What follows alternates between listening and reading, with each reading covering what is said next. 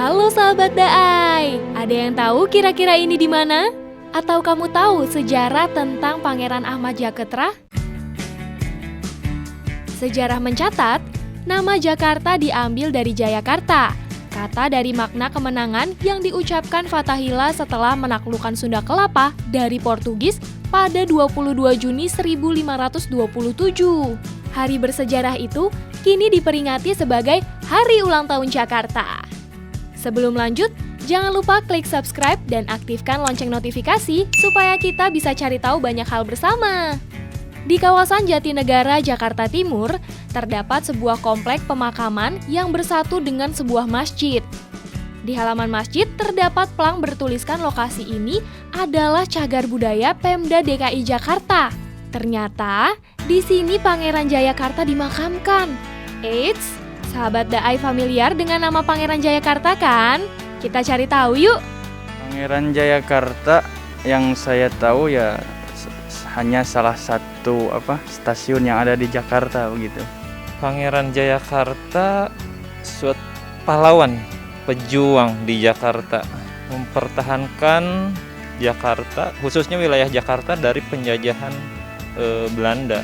Asal-usulnya itu Jakarta dari Sunda Kelapa, terus jadi Jayakarta ya mungkin karena perjuangan Pangeran Jayakarta, terus ya berganti nama juga menjadi Jakarta.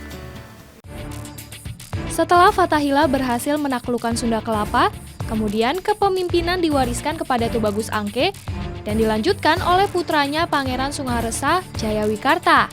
Kemudian kepemimpinan diserahkan pada Pangeran Ahmad Jaketra. Di bawah kepemimpinan Pangeran Jayakarta atau Ahmad Jaketra, Jayakarta maju dan tumbuh dengan sangat pesat. Hal tersebut membuat VOC tertarik dan ingin merebut Jayakarta. Akhirnya, Belanda berselisih dengan Pangeran Jayakarta pada tahun 1616 sampai 1619.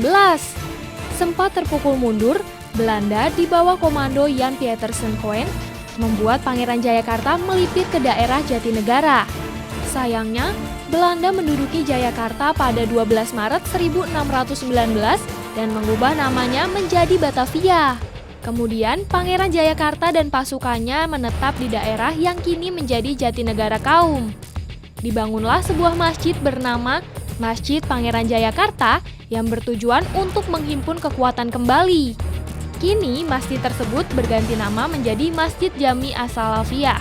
Untuk mengenang perjuangan Pangeran Jayakarta, pada ulang tahun Kota Jakarta ke-441, Gubernur Ali Sadikin meresmikan berdirinya makam Pangeran Jayakarta dan pada tahun 1999, tempat ini diangkat statusnya menjadi cagar budaya.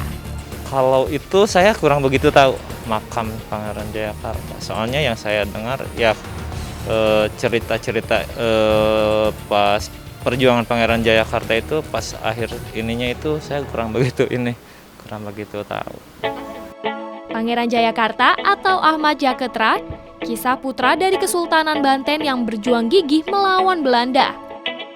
Namun masih terdapat kontroversi, apakah nama Pangeran Jayakarta merupakan sebutan untuk Pangeran Ahmad Jaketra atau istilah lain bagi penguasa Jakarta? Fakta unik lainnya, keberadaan makam baru terungkap pada tahun 1956, lebih dari 3 abad sejak Pangeran Ahmad Jaketra meninggal. Hal tersebut diketahui dari buku wartawan senior pemerhati sejarah, Awi Sahab, yang berjudul Betawi Queen of the East. Kita cari tahu yang lainnya yuk!